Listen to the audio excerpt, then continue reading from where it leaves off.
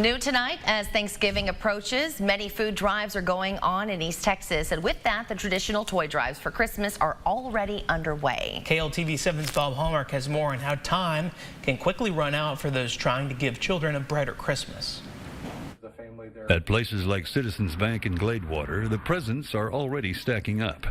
Annual toy drives here and at the Highway 80 Rescue Mission were started to help struggling, needy families during the holidays. A pretty significant population in Longview and Tyler that they're living paycheck to paycheck. They don't have the resources for anything beyond just housing and clothing. Last year we had close to 1,000 children that we gave gifts to. The numbers can sometimes be shocking. Hundreds of families with children go through the same thing each year, struggling to pay bills.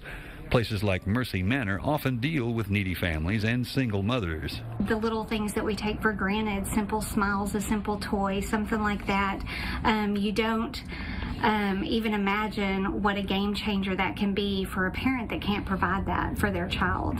For most drives, there is a set distribution date that is well before Christmas, and time is running out for families in need. Our event's actually on December 16th. We need all of our toys in by the 8th so we can get them sorted out, put in bags. We need toys. Salvation Army Tyler's Angel Tree, Marine Corps Toys for Tots, and toy drives in Gladewater and Longview and many other cities devote time and energy to get toys donated or raise funds to buy toys in time for a child's Christmas. We want to make sure that those children have a good Christmas as well. If you need help with Christmas, come sign up. Bob Hallmark, KLTV 7 News.